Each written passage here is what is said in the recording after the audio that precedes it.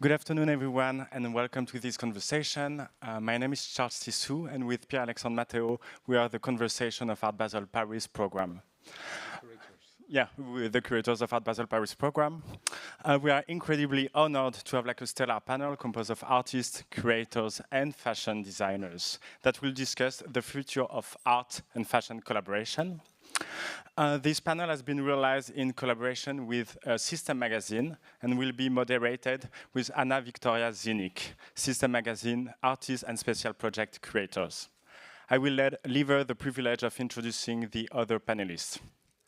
The conversation will be in English, and we would be really thankful if you could switch off your phone. Last but not least, there won't be any question at the end from the audience. Thank you very much for your understanding. I now hand it over to Hannah. Amazing. Yes. Thank you so much for the introduction, and just some housekeeping. We have a presentation running in the top, and there are examples of both Dena's and Benjamin and August's work, but they're not in a particular order. And I wanted to thank you again to Charles, Pierre, and Colleen for inviting us and being such incredible hosts, and also a special thanks to Mike Obenson from System Magazine. The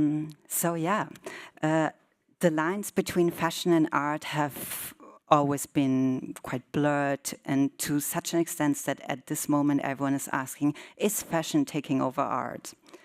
Yet the two spheres have always actually historically have historically been linked and flirted with each other. So I think a very evident example here is Salvador Dali's collaboration with Schiaparelli, which is this fabulous hat that is also a shoe. And then we have the Helmut Lang and Jenny Holzer collaboration that they worked on ads, perfumes, and stores together. And of course, everyone's uber creative director, Miuccia Prada, who basically invented the cultural universe. Yet this historical relationship seems to have accelerated, driven in part by fashion's rapid rise as a cultural and economic force, alongside the dominance of cultural remixing, as part of this particular quite Western individuation process that favors a tailor-made lifestyle across multiple aspects of life, in particular to cultural production. So the sociologist Andreas Reckwiss calls this the society of singularities. So what does this type of cultural remix mean in the particularity to art and fashion? And when does this relationship feel exploitative or boring, or the opposite? When does this feel neutral and exciting and very interesting? Fashion houses, museums, and galleries are faced with the demands of mediatization. The current economy favors 360 communication and editorial-led perspective across all media outlets, regardless of the nature of their business, hoping to generate much-needed lore and symbolic value. So today we have Benjamin and August to my left from All In, a multidisciplinary design studio and magazine based in Paris. The brand centers around the reconstructing of existing garments and creating a mix of ready-to-wear and one-of-a-kind artisanal pieces, footwear and accessories, collaborating with the likes of Bernadette Corporation, Lotte Volkova, Akim Smith, and Natasha Stagg, to name a few, creating a new type of vector creativity studio model. And then to the left, we have Dena. She's an artist, writer, and founding member of trend forecasting group K-Hall. And her visual work often uses words, images, and painting. And they have been shown at the Museum of Modern Art in New York, the Intermission in Athens, and High Art here in Paris. Her writing has been appeared at eFlux, Flash Art, and Frieze magazine. Beyond her visual practice, Yago works as a strategist, and she co-founded the Artist Best consultancy, Yago Seltzer Applied Arts. So without further ado, I think one more warm round of applause for our panelists. And yeah, let's start. So I think maybe a really I think quite interesting big question is what does fashion mean to you, and what do you think is so special about it? Benjamin, do you want to start? What does fashion mean No, to I you? feel like you had. Well, I mean, to us, Yeah, it's everything, of course. yes. Our work, our life. But I guess like in our practice, it most of all is kind of the material that we use. As you were kind of explaining, usually in our practice, we will source clothing from like flea markets or vintage stores or online and look for kind of new ways to re-see clothing. So I guess like in our practice, we're always kind of looking at fashion itself as a material that we use to create new fashion. And I guess this is also for the magazine as well. We kind of look at different types of material that is usually somehow printed. That kind of is also a type of fashion as the source of inspiration. So that can be, for instance, like an envelope with tech packs, or it can be like a t-shirt that someone has signed, or it can be like scrapbook that we find at a flea market. So in a way, these types of items, as well as, of course, fashion magazines and the more traditional printed materials, are all kind of things that we find as like objects of fashion.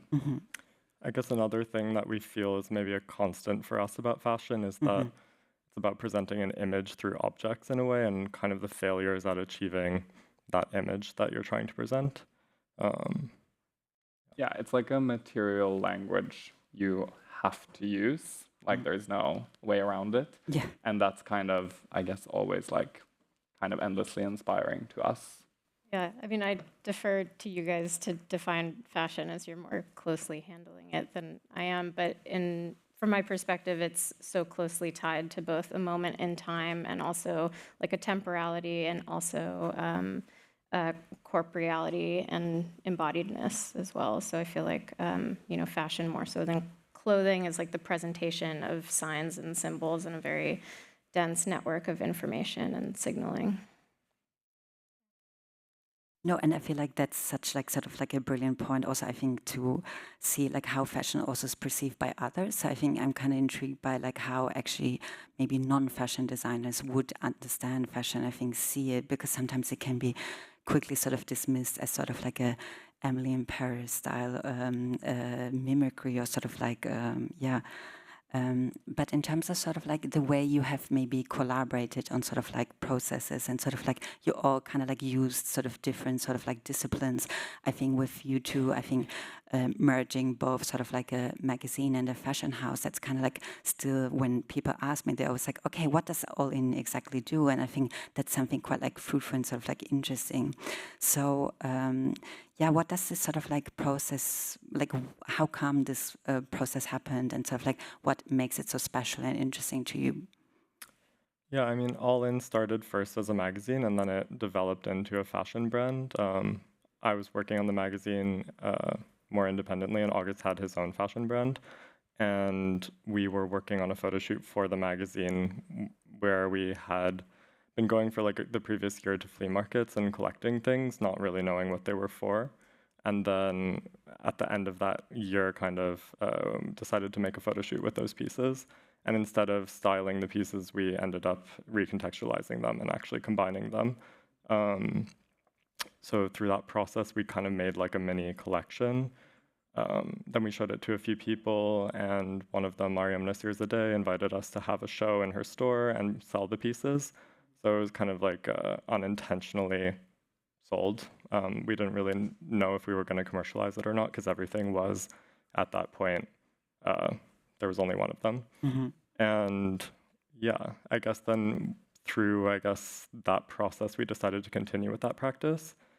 And yeah, I think the magazine and the collection in a way are both ways that we can elaborate on ideas in like different contexts. So in a way they like respond to each other. And for now we do the magazine once a year and we release one collection a year. And in terms of the magazine, like how do you conceptualize a sort of an issue, or sort of like a publication thing? Because like, do you have like maybe a specific magazine you might have talk us through, or sort of like, how it comes about? I guess similar to the collection, which is like the starting point is always existing clothing. With the magazine, it's always some type of like printed object that we find as a source of inspiration.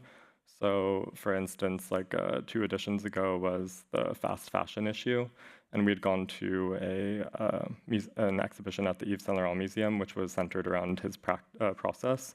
And so it was all different types of like ephemera from making a collection, but never the final piece. So there was one, for instance, like tech pack envelopes, and that was the source of inspiration for that issue. But it was also a bit related to where we were at that point. It was like the first time that we were really like entering into like the fashion system and feeling like the speed of making things. So I think that was also like the source of inspiration about kind of having something sped up and seeing like how things kind of unravel as well in that process. I guess also that specific collection was also very related to, that specific issue of the magazine was very related to the collection we did after, which was the Alina collection, which centered around like a pop star's 15 seconds of fame. And I guess here is also another place where we, for instance, collaborate a lot. It's like for the creation of a show. And one of the things you always have to have in a show is music. So for that collection, we collaborated with the music group called Smurs that we collaborate with for the soundtrack for every show. And they created like a EP for like a fictional pop star. So all the music that was kind of playing in the show was like the character of the fashion show's own music. And the collection also related kind of to the issue. It was about like the 15 seconds of fame of this pop star. So also kind of about the speed of fashion and culture and how that kind of was the first time we felt it like in our own lives as well. Mm-hmm.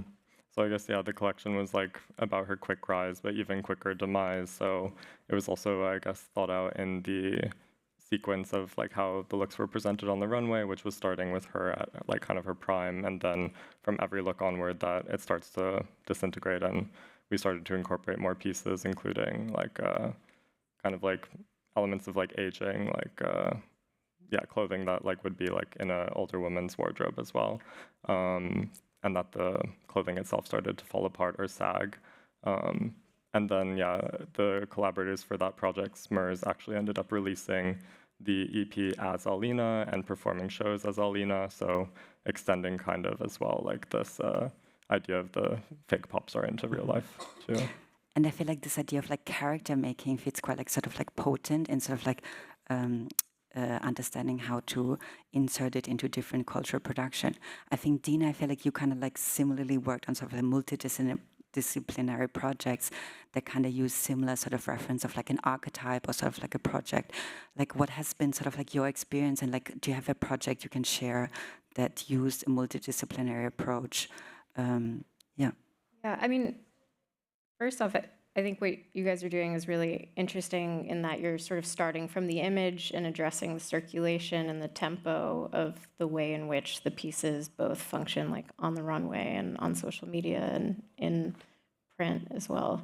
I think that's magazines kind of like serve that function of expanding and contracting to whatever is needed, the task at hand in an interesting way. And so kind of relatedly a bit, when I was working with K-Hole, which was a PDF-based trend forecasting report that we started in 2010, me and 4 other friends of mine, we were taking this like known entity, a trend forecasting report, and using that as a vehicle to mount cultural criticism, and we're also kind of using it as a vehicle for our own photography and design and writing, and it just had like a very large breadth to what it could be under that moniker. And we would have events or parties or talks and shared a studio with a fashion label with Ekausalata for a while. So it kind of ebbed in and out of space and formats over time. And then in my visual practice, it's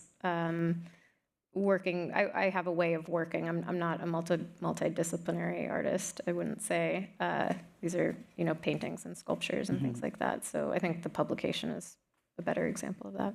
Totally, and I think it's kind of interesting to me, I think, how you have quite an active separation between your visual practice and maybe other writing sort of consultancy work. I feel what is sort of your reasoning, other than sort of it being quite material bound, but I think, is there sort of a strategic sort of positioning in separating them, or would you be ever interested to merge them, or what is sort of your thinking around that? Yeah, so I don't really see them as that separate of practices, because I'm a whole person and I'm doing both activities, and I have always created, had my visual art practice in tandem with this other thing that I've done to, financially support that, a day job, I try to have some criticality towards it. But K-hole and my visual art practice were always kind of happening at the same time, and the way in which they're intertwined is really around language, where I feel like the kind of excess of language and meaning produced that doesn't really function within certain contexts shifts over and kind of becomes the poetics of the visual work. And the subject matter of the work that I'm dealing with a lot of the times has to do with immaterial labor, precarious, emergent forms of working and collaboration, and the commodification of that. So I think subject matter-wise, it's one of them is sort of in practice or, in an applied practice, whereas the other one is fine art. And a follow-up question on this, and I feel that's kind of relates to the precarity. I feel at the moment, I think there's sort of a vast folding of sort of publishing outlets and project spaces, and I think everyone feels a little bit sort of ambiguous, and it sort of leans itself to sort of brands becoming sort of a media outlet themselves, and sort of museums becoming a retail property and or project spaces. And I think kind of interested, what do you think about this? Is this something fruitful to you, or do you think this is just pure horror? Or what are sort of your thoughts on this sort of paradigm? Of everyone and everything having to self-fashion as a brand? Yeah, or also sort of in general, sort of how I think, let's say magazines are kind of struggling. I guess publishing industry is struggling in some sense. And I think then, let's say a luxury fashion house picking up the same editorial threads that possibly a magazine would do. And that seems sort of the mediatization of sort of corporate structure. What is sort of your thoughts on this, or do you not even think about that? I mean, that's a very, maybe I'll just kind of break it down a little bit there. I think that, I'd like to break it down from the individual to the kind of collective and corporate body version of that. I think TLDR, it's media has flattened a lot of the cultural landscape, and there's been a turn towards disintermediation and immediacy, and direct to consumer, Shopify, these technologies that kind of underlie contemporary commerce and allow anybody to start a bedroom brand using Instagram, has accelerated the ability for these multiple brands to bloom and multiply. And the reason why people do that is manyfold. One of them is a material reality. People need to make money. And then the other one is sort of the pressures of representation and social connection. So not to try to describe society in a second, but I mean, is it horror? But I feel that it sort of implies, right, that sort of an individual would have used the language of media but becoming a brand. And I think that's also kind of funny, because all in, I think you, Benjamin, and August kind of use that in kind of quite almost critical, sort of a subversive way, that these sort of outlets are sort of merged and sort of quite interesting. But sort of how do you go about your day-to-day sort of dealing with the collection, the magazine, and sort of building sort of the cultural curation? What does your day-to-day look like? I mean, I guess it's a bit less glamorous than maybe people would think. We do kind of everything that we do our own sales. We're involved in every part of the process of like making a fashion brand and making a magazine. So I mean, a lot of the day is actually just administrative tasks, but then also communication with other collaborators and working on design as well. I mean, there's different periods, I guess, throughout the year, because we go from one period where we're very intensely working on the collection and another where we're working more intensely on the magazine, that I guess the kind of like flow changes a bit, that sometimes it's mostly just working on design and sometimes it's just working on sales and press and things like that, but I don't know. I don't know, I was just thinking about this like transition between what you were saying about like the bedroom brand and when you kind of start to think about that, because everyone in a way kind of like promotes like a version of themselves like online to sell something, and that maybe that's something I've noticed now, like having a brand, you think less about the like individual kind of promotion as like a one-person sales team, and when you have like a project like a brand or something, you kind of start to like, that becomes like the outlet of yourself or something. I don't know. It's like a persona, a shared entity between the two of you. Yeah, and then your own persona kind of becomes less, like if you don't have that, you only have your own persona kind of thing. And then maybe that's the same for anyone who has like a business, that like you start to like, I don't know, have this other persona now. Well, yeah, I guess you start off like thinking of it as like something that's very like individual and like something that you kind of like own, and then as it grows, I think it becomes something a bit more external that is like removed from yourself, perhaps. But yeah. Yeah, how did you guys define the voice of Alina versus the voice of All In versus the voice of like you two as individuals? Well, I mean, Alina was a bit more. I've actually, maybe something that's been a bit surprising is how long she's kind of like lasted after she was sort of over. Like, because to us in a way she was like a project-based thing, and we were promoting it kind of as like an idea. But then, for instance, sometimes people will like try on our clothing and they'll be like, Alina. And I'm like, oh, it's like, that's last season, but whatever. Like, I guess she's like still living. And I don't know, also like I saw the other day like on Instagram that someone had put, you know, you can put like, or of course everyone knows, you can put like music on Instagram posts and stuff. And seeing that people had like a trip to Paris, and there's this one song on the Alina album that's like, Je t'aime Paris, and she's like, J'adore Paris. And someone had put that over their like Paris trip. And it was kind of funny to see that like, oh, now she's promoting this person's life, or like she's kind of like taking over into her own like world and not like our brand anymore. Yeah, but I guess in general, like when we're making a collection, you have like a vague image of a character in your mind, and then you live with that character for like that period of time that you're making the collection, and then kind of by the time that you release it, she's dead to you, but then she's just starting to live for other people. So I think for us, like that's kind of the cutoff, maybe.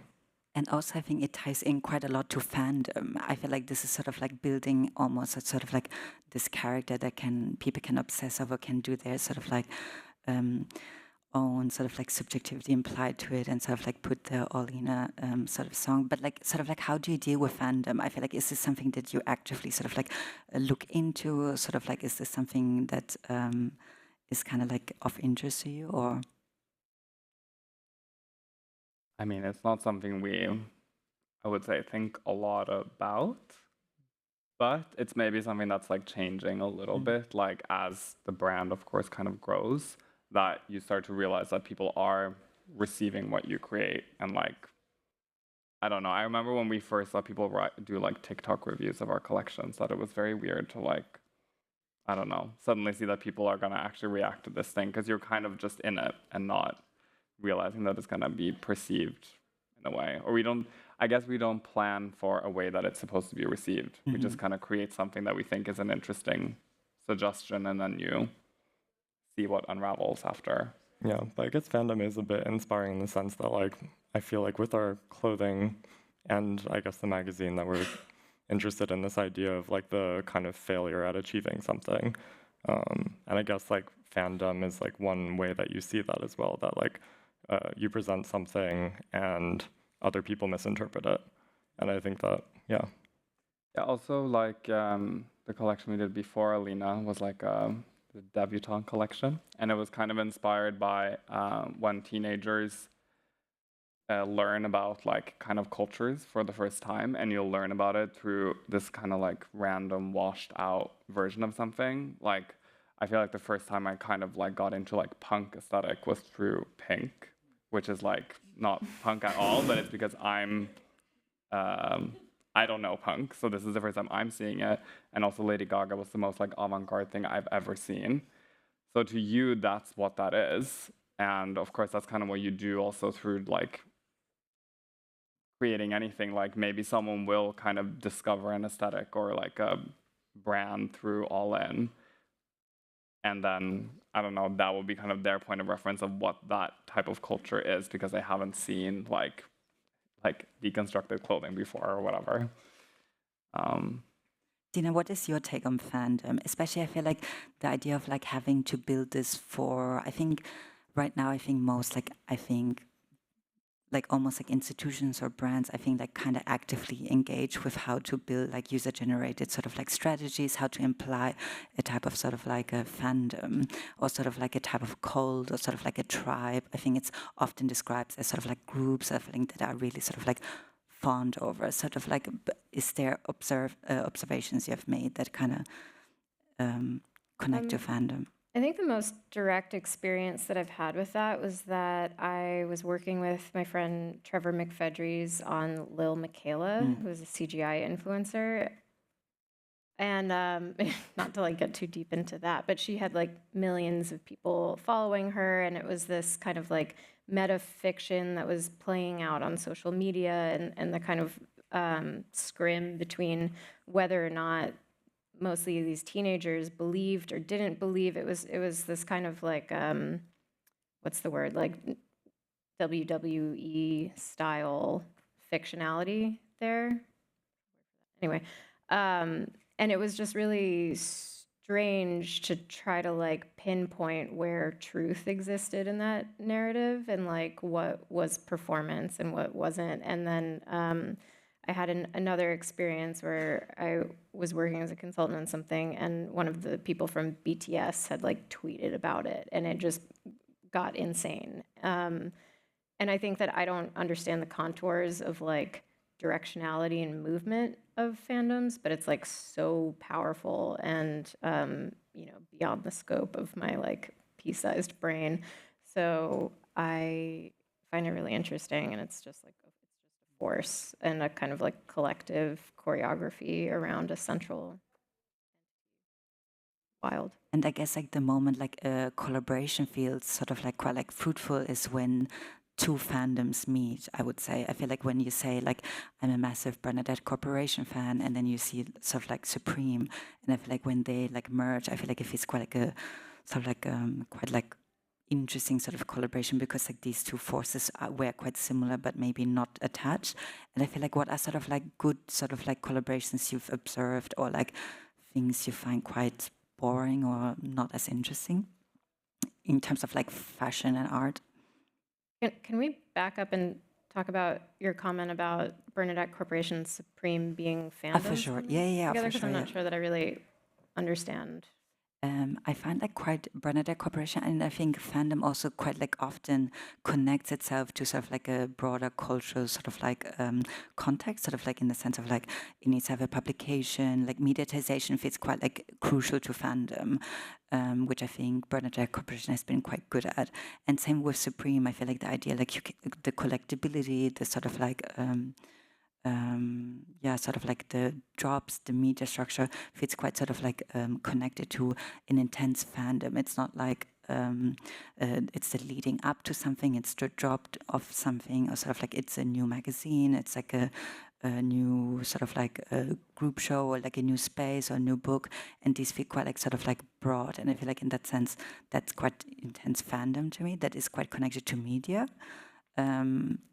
And I think they're kind of like, it's connected to a scene. Does this make more sense to you? Mm-hmm. Yeah, I mean, I think another way to look at it is sort of as like cinematic universes and crossover episodes. But I guess also that specific collaboration is kind of interesting because Bernadette Corporation, from my knowledge, never really sold their clothing. So, and a lot of it is like kind of not existing. At least from doing the archive story, we found out that there's not that much Bernadette Corporation clothing still around. So I guess it's like kind of the first time in a way that they're selling the clothing from what I understand. So it's like, I guess you can be a fan of something, but then it's so far removed, and then to actually like approach it for the first time, I guess, in real life. And something that I think is interesting about what you're doing, it's like almost you're manifesting or like extracting from an image a physical good, or taking something from a fiction and putting it into circulation, where it's like having a use value in a different way. And it kind of reminds me of this Mel Chin Gala Committee piece where he was installing different artworks in the set of Melrose Place, but then those artworks would get extracted from the show and included in an exhibition as well. And I think that this sort of context shifting and like ability to read the work at different registers depending on how it circulates is quite interesting to me. And something else that feels related in a sense is Telfar's uniforms for the Liberian Olympics team, where on one hand it's a performance athletic wear, on another hand, you know, you can look at the opening ceremony as a catwalk depending on which audience it's speaking to. So I think that like communication across registers is what makes work interesting. And also I remember, I feel like we talked briefly before, but you mentioned something about sort of that creative directors often confuse culture with communication, which I think also sometimes is this idea of like over highlighting on sort of like perceived fandoms or something like this. But what can you elaborate a little bit? What do you mean by that? Like, how do they confuse communication with culture, and like where would that, I mean, I think that's something that can often get mistaken in this like current state of capitalism, is that a thing's value is directly tied to its ability to fluidly circulate across media and through culture in the world. And I think that disentangling that, or like taking a moment to like intermediate or just like look at that flow and realize that circulation and speed and tempo is not one-to-one with like value and meaning. And you know, it can be seen in some light, but I think that a lot of things that happen that feel like light a little bit in terms of their like weight, or, you know, things that feel fleeting, or yeah, maybe just like have less meaning, are things that are over-indexing on communication rather than like actually meaning something to somebody, or yeah.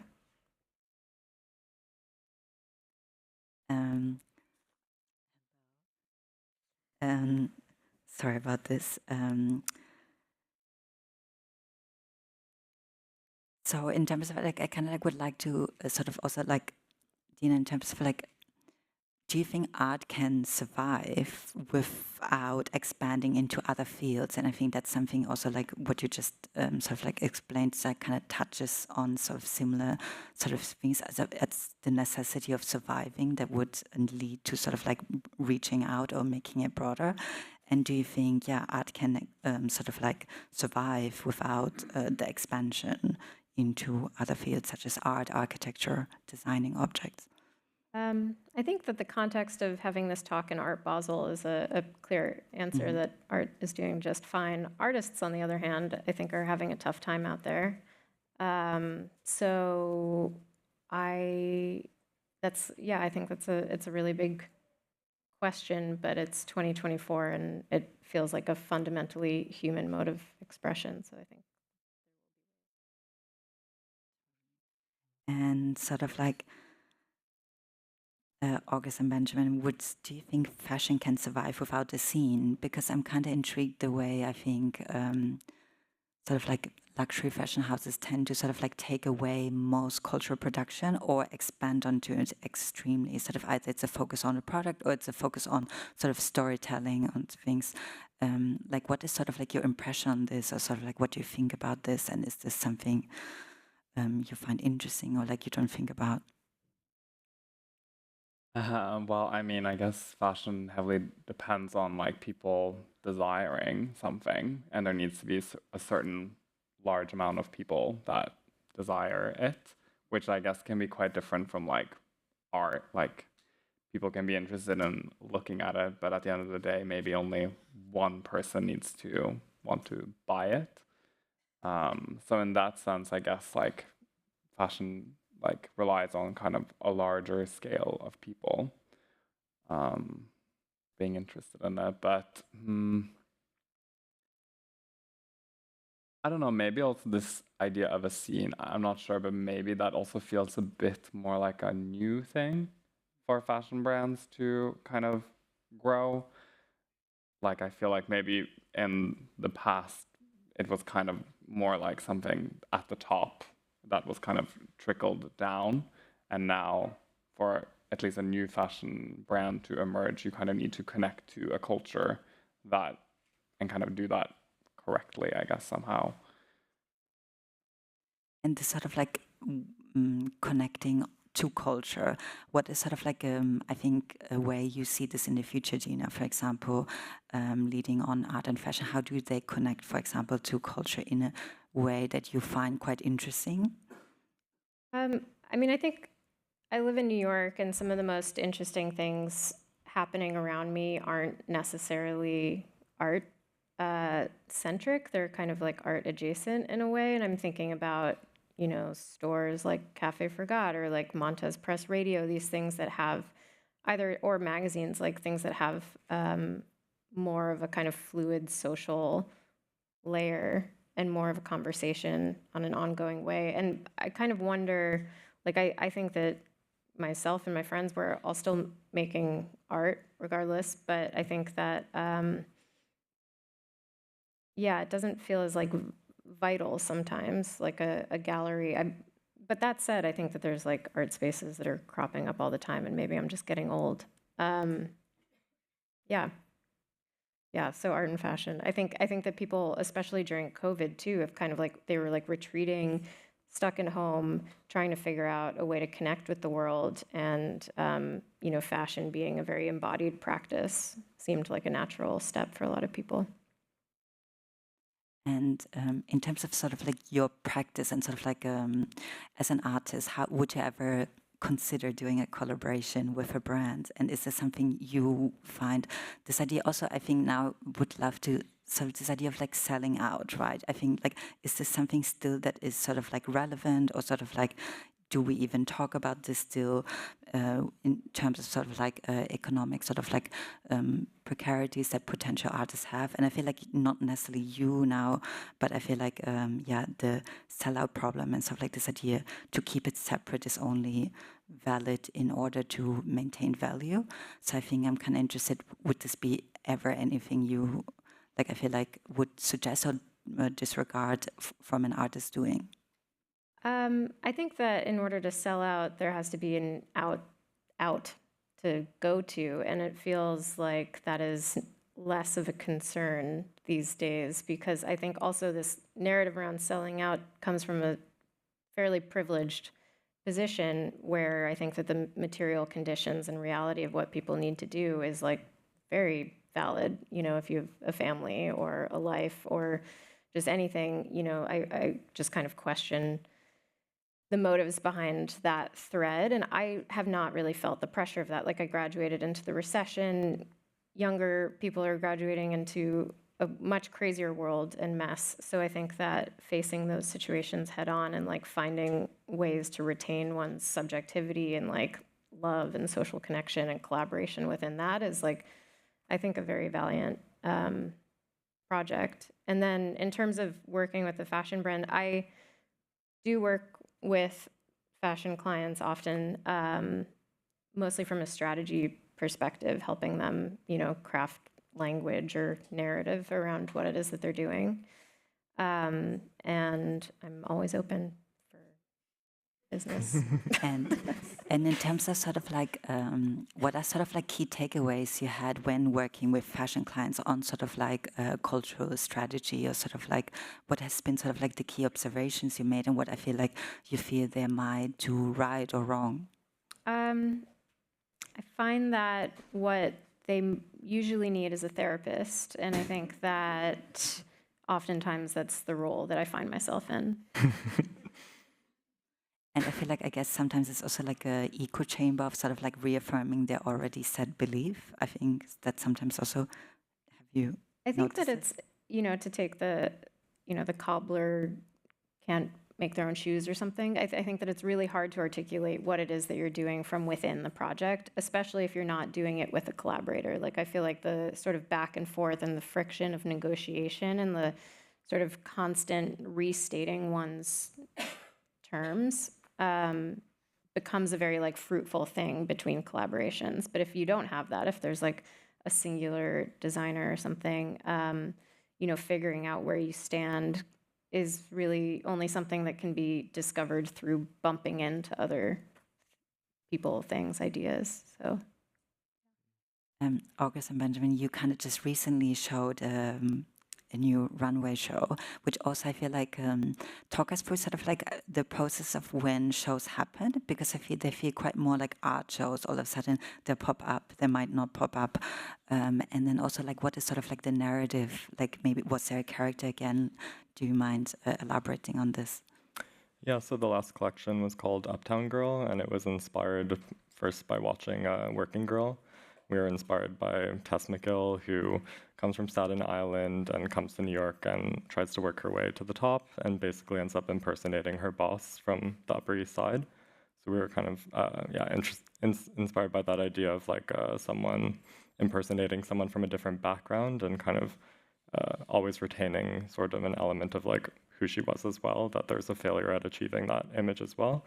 But also I think about her being constantly in transition, and yeah, we had this idea of her, instead of changing, she's actually piling things on. So different types of garments kind of like being in contrast to one another. Then for the show, the previous year for Alina, we had shown in the basement at this like kind of dingy club underneath Tour Montparnasse, which is like the tallest building in Paris. So this year, I guess our dream was to show on the 40th floor of Tour Montparnasse in an office space that was empty. And yeah, we ended up showing in this space that had like a lease takeover like 3 days after. But yeah, I mean, I think for the show, we have an idea a bit of like who the character is, and then we rely heavily on all of the people who work with us to kind of achieve that image of what we think the show could be like. But then as well, you hand over a lot of responsibility to people and allow them to kind of like interpret your brief in a way. So I think that there's also something interesting about that you, for us, we also see what the show is at the same time as the audience, or actually after the audience. And it's usually like a bit different from what we imagined, which is exciting. Yeah. And sort of like, I'm also kind of curious because like, how do you both split sort of your work tasks? Because I'm kind of curious because usually I feel like with especially emerging designers, they find it quite hard to look into communication, even though I think we have this phenomena of people starting brands in their sort of like bedroom, and they're sort of quite savvy in building sort of like a TikTok following or Instagram following. But I feel like, how do you approach sort of like, how is the photography done in the shows, and will this ever filter into the magazine? And like, talk me through sort of like, how do you sort of build the image world of each show? Yeah. I mean, I think basically the way we work is that we work with creatives that we like admire and hand over basically almost full control to them to interpret the work that we've made, knowing how they practice. So for the show, we commissioned 3 photographers to take photos before the show, and there's likely going to be a small publication that's going to be made with those images. But yeah, I mean, I think that a lot of the time, like with a magazine, you start by being inspired by something and you attach kind of like a theme to it and try and instruct people through words, but you kind of allow them to interpret that however they want. And I think that's kind of what we find exciting also, to see like new possibilities, things that we didn't expect from handing someone something that we've thought about already, that there's able to be like 15 different interpretations of the same thing. And sort of like the one of the last questions is like sort of what would be sort of like, and I'm heavily referencing Hans Ulrich here, but like what would be your dream unrealized collaboration that you can envision for yourself or for just in general? What would be a good collaboration between art and fashion that you find interesting, or sort of like, or art and any other particular field that you find quite like, yeah, interesting? I think I would prefer to see more things like the artist placement group, where it's not a remixing or collaboration, but an embedded approach where an artist or designer is actually invited to shape whatever the project is at hand. Because I feel like oftentimes they're, brought on at the end as window dressing, or it's about image making and circulation rather than co-creation and shared voice. And like, how would someone like build co-creation more fluently? Because I feel sometimes it becomes like, yeah, what are sort of like things that you wish were more sort of like, what is co-creation in your head? I feel like in regards to this type of setting. I think a specific, I'm trying to think of a very specific example, whether or not that's around like policy. I think that inviting more artists or designers or creative people into shaping public programming and public funding, or opening spaces and things like that. I think that there's obviously every city has like a municipal version of this, but I think by and large they tend to be fairly underfunded. So long story short, maybe inviting more voices into policy shaping that could like actually listen to and hear the conditions of like being a knowledge worker or a cultural worker. And sort of like, yeah, and I think for you, how is it for you, August and Ben? August had an idea. Your dream Well, collaboration. I mean, or like something I've thoughts. often thought about, like just, it's not really a collaboration actually, but kind of based on what you were saying, like the area where I grew up, constantly there's just like a new like espresso house or like a real estate thing popping up, and of course you could like invest more in like art or galleries or things like that, but also sometimes I'm like, I guess that's kind of what's a bit fashion, is that there is some consumerism and some kind of like use in it that I think would be interesting to also like approach kind of like the city and like the landscape of that kind of thinking, that we want to have sort of the things that you use somehow also be cultural. So to kind of like invest in like, I don't know, one idea we had was like, oh, I would love to do like a mall kind of, because a mall is somewhere you go in your area and it's kind of a cultural experience similar to like dressing or drinking from coffee mugs and stuff. That, I don't know, to places like that that are kind of the, I don't know, culture of everyday life to be somehow like thought out. And that could be, for instance, super interesting if like artists would maybe, because I guess also artists a lot of the time are not inspired by art, they're inspired by like life around you, and to maybe kind of approach like those types of things as like a equally valuable project to kind of work on, I think will be very interesting and fun. Like this type of mall, what like I feel like, are you like, is this sort of like something that I feel like would be, elaborate a little bit more on this dream mall? I'm kind of intrigued. I don't know, like, okay, like, Because in my head, I have a little bit like Bourse de Commerce is somewhat like sort of like this, but I feel like that's not what you're talking about. So I'm kind no, of curious, like what would that? it doesn't necessarily need to be all like arty. I meant more like, I don't know, for instance, like sometimes if you're on a vacation somewhere, the best thing you'll go into is like this random shop that's just like stayed afloat. And it can't be in a museum because it's not art, or no one would consider to preserve it, but it's like amazing. And all the things in there are like you know, things you want to look at. Like I would love a mall or a shopping street where everything was kind of things that like should be preserved and something you look at, but not because they're like artworks or luxury. They're just kind of like, Yeah. I don't know. And maybe you could curate that. I don't know. Yeah, I guess we thought about that in Kyoto when we went, because there were like all of these shops that felt like they were, disappearing environments that people like, like you said, they're somehow existing, but they're also very unappreciated, I feel, visually. Yeah, kind of to what you were saying earlier about like what's considered valuable. You know, there's these things that kind of will just like float away because no one decides to say this is like precious, kind of. Yeah, and I guess that also is like, we were thinking a bit about this, like with like what is kind of this distinction between art and fashion, and often I feel like it's about function because fashion is supposed to be wearable, and I feel like one of the biggest compliments we get is like when people are like, oh, this bag is so pretty, I actually just want to hang it on my wall, and it's supposed to be like such a huge compliment that they don't want to use it. And I feel, I don't know, it kind of relates to this idea of like these environments which are functional not being able to be seen in that light as well.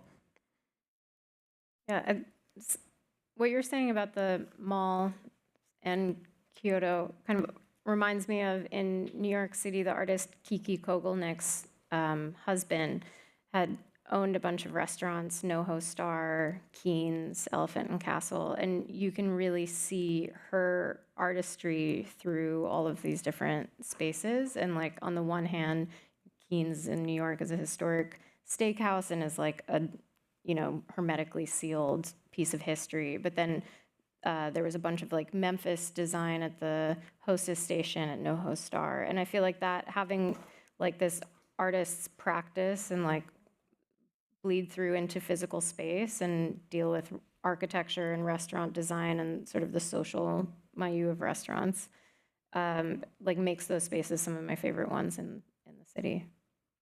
And also kind of combines sort of like this idea of like policy making, I guess, like building an infrastructure space. I feel like that feels quite like sort of like how Bernadette Corporation turned into Renus Balling, something quite tangible, sort of like building in sort of like a space that is sort of like driven somewhat by lifestyle, sort of like inputs, like a coffee shop or sort of like a curated space. So I feel like this feels also, I guess, like the most emancipatory way art and fashion can collaborate in sort of like building these type of environments. And I feel like, I think we are kind of like done on this side. I think we are up on time. And thank you so much all for coming. And one round of applause for everyone.